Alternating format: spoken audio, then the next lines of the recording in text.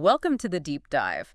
You're here because you're curious, you want to understand things deeply without getting lost in all the details, and you're looking for those aha moments. Those moments of real insight. Exactly. Today, we're venturing into the world of ancient wisdom, exploring excerpts from An Introduction to the Yoga Vasistha Sutra Journal and Lahu Yoga Vasistha.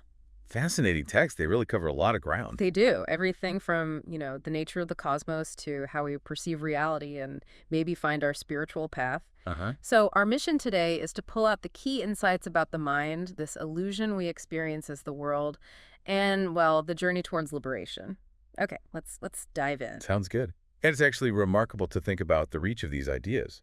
That Sutra Journal, for example, apparently has readers in 170 countries. Wow, 170. That really says something about how relevant this stuff still is, doesn't it? It does. And the Lagu Yoga Vasistha even sort of hints at layers of interpretation, mentioning H.P. Blavatsky and suggesting maybe there's still more to uncover. Absolutely. And what struck me right away in that Laghu text was its practical focus. It flat out says its goal is to guide people who actually want to walk a higher spiritual path. Which feels different, doesn't it? Yeah, it feels different from some of those really abstract philosophical debates you read about in Vedanta, the arguments between the different schools, Advaitins, Visishtadvaitins. Right, which the text implies sometimes stayed purely theoretical. Exactly. This feels more like, okay, here's something you can potentially do, something you can apply. And that emphasis on application is so important, I think. It tells us the philosophy is the foundation, sure, but the real aim is a shift in consciousness, a practical shift. And it connects immediately with a story many people know, or at least have heard of, the Ramayana. Right. We jump right in where Rishi Viswamitra shows up to ask King Dasaratha for Rama's help. Yeah, dealing with those Rakshasas who are messing up his rituals. But Rama, at this point, he's in this state of deep grief, almost despair. And when they ask him why, his answer is just none. Which is such a curious answer, isn't it? None. It really is a fascinating place to start. And the text makes a really crucial distinction here. It says Rama's condition isn't just, ordinary sadness or teenage angst. Okay. It frames it as a vital first step towards real spiritual understanding. This grief, this disillusionment, is seen as the very start of vairagya. That's like indifference. Detachment. Exactly. A growing indifference to the temporary attractions of the world. And also viveka, the development of clear discrimination, seeing what's real and what isn't. So these seemingly negative feelings are actually the doorway. That's the idea. They initiate that detachment and discrimination. It's a powerful reframe. Wow. So this feeling of emptiness, this none, isn't a failure. It's actually the launch pad for wisdom. That shifts things. It really does. And then, Dasaratha, being the dutiful king, welcomes Viswamitra with huge respect, offers him anything he wants, which, of course, sets the stage for the big ask, Yeah. asking for Rama. Yeah. Which naturally makes Dasaratha worried. Understandably. He's concerned about Rama being too young, maybe not ready for battle. Right. But Viswamitra reassures him, basically saying, look, wise sages like us, me and Vasistha, we wouldn't get involved if it wasn't for a greater good, a beneficial purpose. There's a higher plan at work. And that higher plan, we find out, is really about Rama's own journey towards divine wisdom. It's amazing how this moment of vulnerability becomes the catalyst. It is. So we have the situation, the challenge, the key players, and now the texts start moving into some really deep concepts, often using these, wonderfully imaginative ways to explain things. Yeah, they really do, like this idea of akasa of janama. Akasa of Jnanam, you can think of it as the very space or plenum of pure intelligence, the ground of all knowing. Okay. And from this comes Akasaja, who's described as being resistant to kala, to time itself. Resistant to time. How? Because of his tejas, his inherent radiance or luster. So the implication is our normal experience of time might not be the only reality. There could be other dimensions, other ways of being. Wow. And even Kala, time personified, when he wants to interact with Akasaja, he has to go consult Yama. Yama, death. In the lower planes to find out about Akasaja's past karmas, his past actions. It's like this cosmic background check. It is. It really highlights how interconnected all these different levels of reality are supposed to be in this worldview. Okay.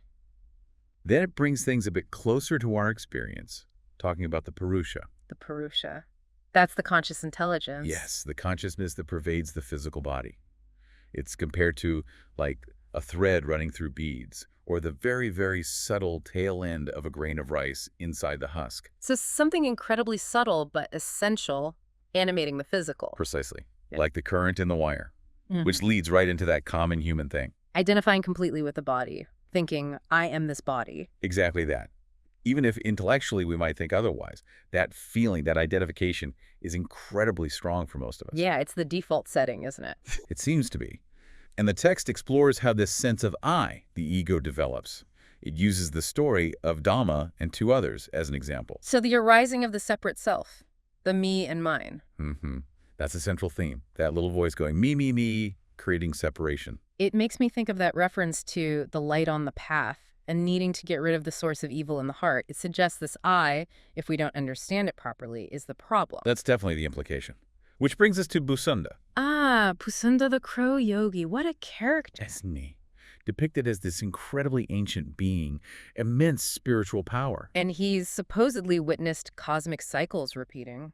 Vasisthas being born 8 times, stuff like that. Yeah, Hiranyaksha's bliving into Patala 3 times. Yeah. These vast, vast timescales. It's a way to illustrate the potential depth of yogic insight, a perspective way beyond ordinary human life. Hard to even wrap your head around that kind of time scale, witnessing universe's cycle. Right.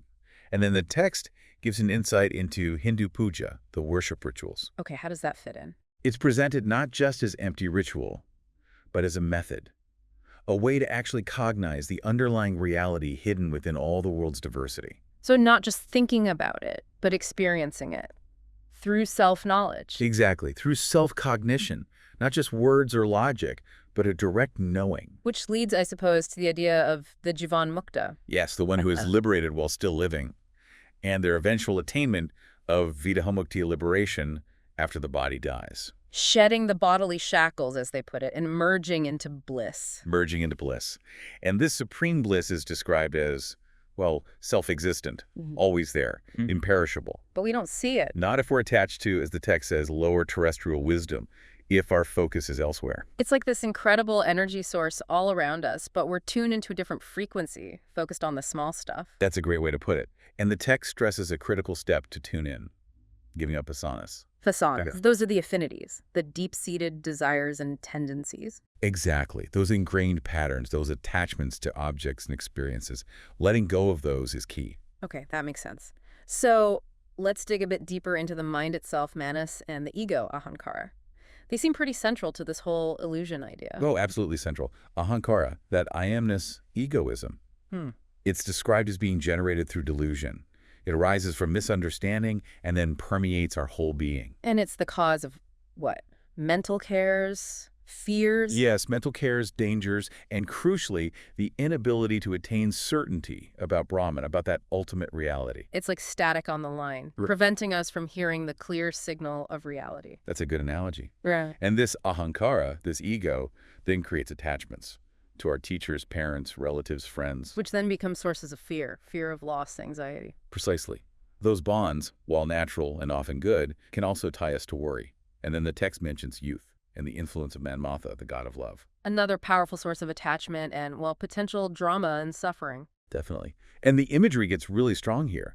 It compares chasing fleeting pleasures to bipeds, like packs of dogs fighting over ornaments. Wow, that's harsh. Packs of dogs.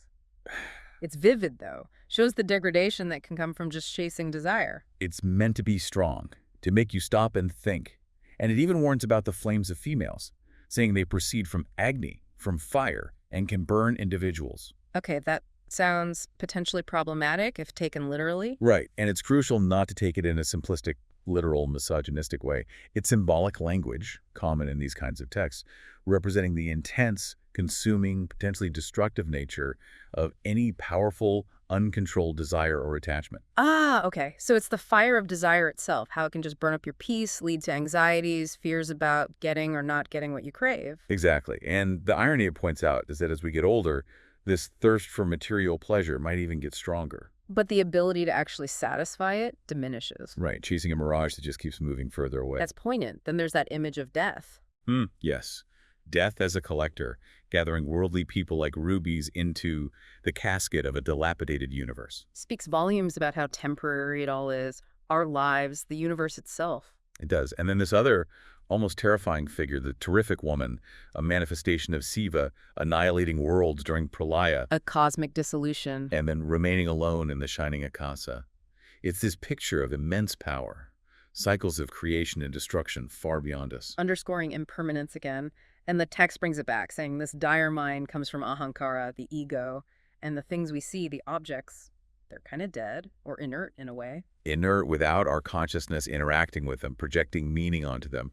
And it ends that section with the sobering thought that it's rare, really rare, to find people free from this intense mist of desires.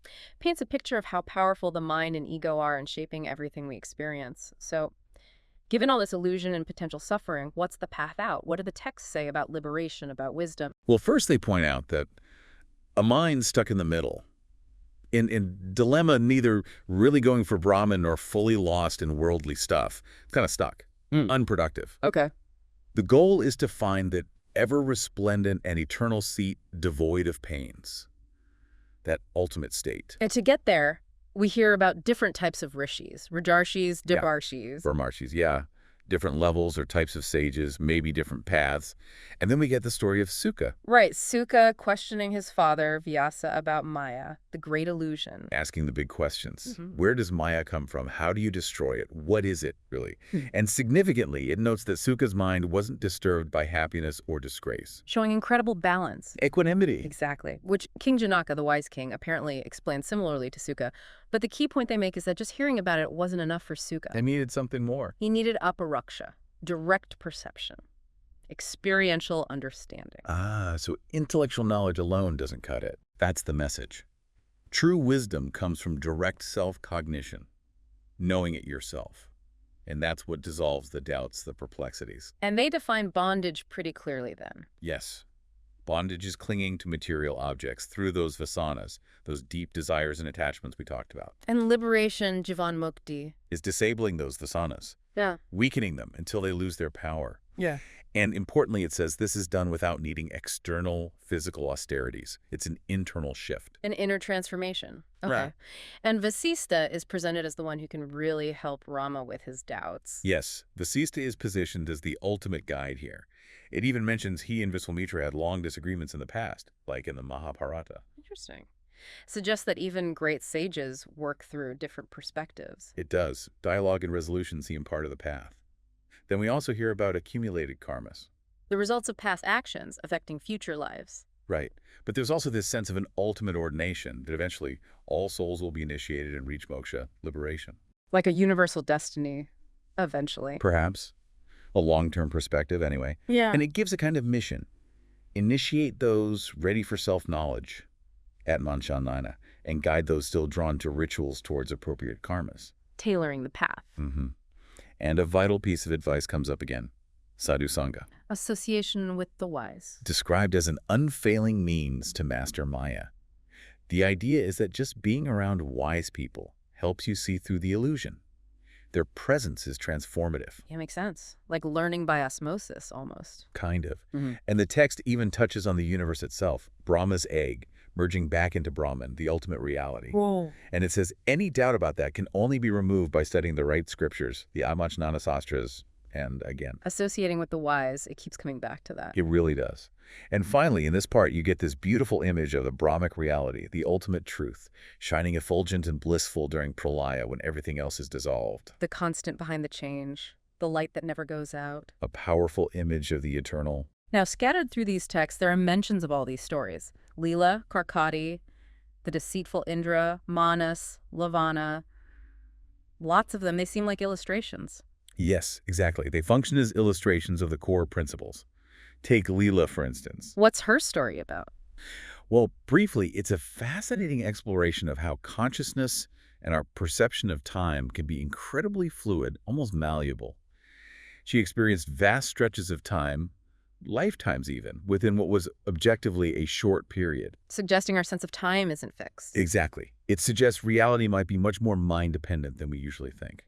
Or Karkati's story. What does that illustrate? Transformation. The power of intention and thought to change one's nature, even from something monstrous to something potentially enlightened. So these stories make the abstract ideas more concrete. Absolutely. More tangible, more memorable. They invite you to really ponder these concepts. Okay, so bringing this all back home for someone listening, what are the practical takeaways from this deep dive? What can you actually do with this? Well, the big one is self-inquiry. Asking those fundamental questions. Who am I really? What is this universe? That's presented as the absolute starting point. Just asking the questions seriously. And alongside that, cultivating discrimination. Viveka. Yes, Viveka. Learning to distinguish what's truly real and lasting versus what's temporary and fleeting. And indifference. Vairagya. Detachment from the ups and downs, the attractions and aversions. And crucially, working on those vasanas, gradually lessening and ideally eliminating those deep-seated desires and attachments that keep us hooked. Not suppressing, you said, but understanding they're illusory and loosening their grip.